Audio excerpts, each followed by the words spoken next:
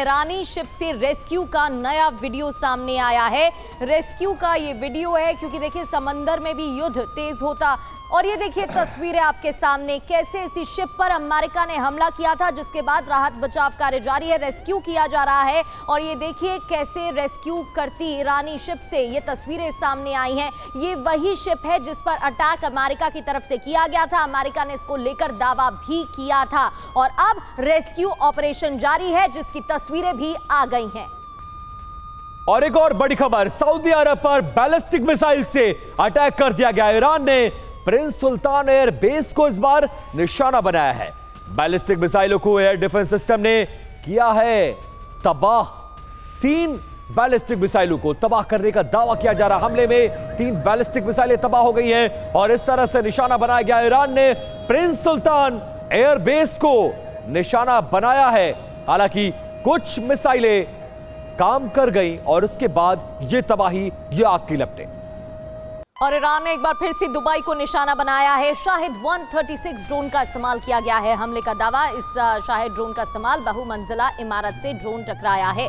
तेज रोशनी के साथ जोरदार धमाका हुआ और देखिए दुबई पर हमले किए जा रहे हैं, वो जगह जिसे स्थिरता के लिए जाना जाता है, ऐसा दावा किया जाता है। लेकिन एक के बाद एक हमले यहां पर हो रहे हैं जिसके तहत दबाव भी बनाया जा रहा है ईरान की तरफ से। ये जो हमले की तस्वीरें आप देख रहे हैं इसमें शायद 136 ड्रोन का इस्तेमाल किया गया है। और एक और बड़ी खबर, अभी अभी रियाद में ईरान का अटैक देखने को मिला। हमले के बाद उठा है धूल और धुएं का गुबार। ये देखिए रियाद में हमले की ये तस्वीर देखिए।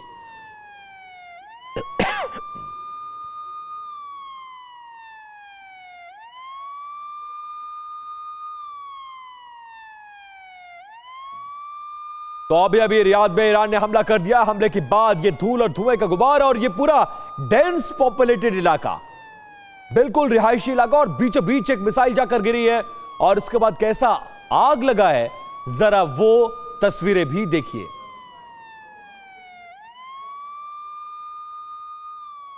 तो ये तस्वीरें आप देख रहे हैं, दुबई पर एक बार फिर से हमला हुआ है, ईरान ने अटैक किया है। खबर क्या है? खबर ये कि IRGC एरोस्पेस फोर्स ने अटैक किया है। इस दौरान शाहिद 136 ड्रोन से अटैक किया गया है। हाई राइज टावर को निशाना बनाया गया।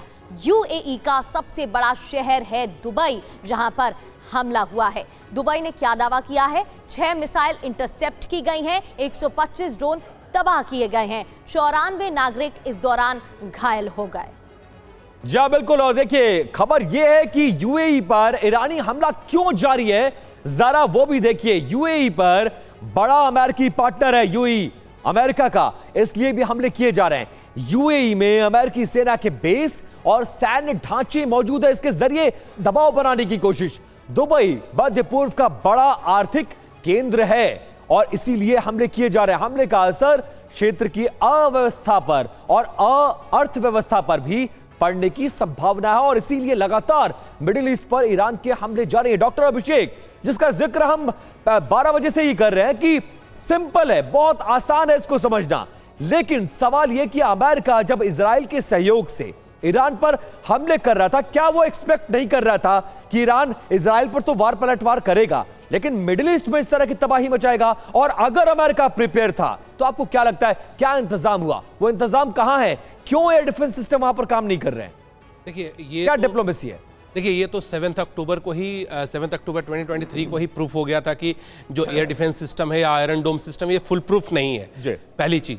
दूसरी चीज ये कि जो अमेरिका ने जब अटैक किया ईरान पे, तो उन्हें कहीं ना कहीं ये लगा कि ये वेनेजुएला होगा, लेकिन ये उनकी बहुत बड़ी भूल थी। ये वेनेजुएला जैसा एक्शन नहीं हुआ, यहाँ पर रिटेलिएशन हुआ। रिटेलिएशन इसलिए हुआ क्योंकि एलाइड पावर और एक्सिस पावर जो वर्ल्ड वॉर 2 के दौरान हमने देखा, वो आज देखने को मिल रहा है कि एक तरफ ईरान के साथ जो उसकी प्रॉक्सीज खड़ी हैं और अमेरिका के साथ इजराइल खड़ा है, और इसका जो एक जो वॉर जोन बन गया है मिडिल ईस्ट, उसमें जो उसके अमेरिकी सहयोगी देश है वो इससे ज्यादा प्रभावित हो रहे हैं। अमेरिका तो उनके बेस का यूज करके और ईरान पर और ईरान के जो सबमरीन्स हैं, ईरान के जो जो वेपन वो है कैरियर्स हैं, उस पे अटैक कर रहा है। प्रॉब्लम यहाँ पे ये आ रही है कि 7 दिन के बाद भी अगर अमेरिका रिजीम चेंज नहीं करा पाया तो ये कहीं ना कहीं उनकी स्ट्रैटेजिक कमजोरी दिखती है, स्ट्रैटेजिक भूल दिखती है। अब आज राष्ट्रपति ट्रंप ये कह रहे हैं कि हम अपनी मनमर्जी का कोई शासक थोपेंगे, ये कभी भी ईरानियन जनता को मंजूर नहीं होगा। कहीं ना कहीं ये कंट्री को एक दूसरी Middle East country civil war की तरफ बढ़ती दिख रही है मुझे पहली।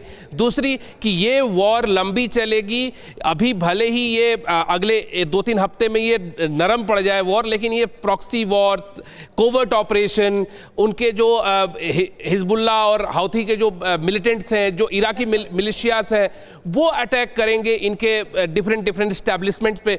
तो ये एक कोल्ड वॉर की सिचुएशन मिडिल ईस्ट में रिटर्न हो चुकी है और मिडिल ईस्ट पूरी तरह से इनस्टेबल हो चुका है। और सर, और उसकी तस्वीरें हम देख भी पा रहे हैं।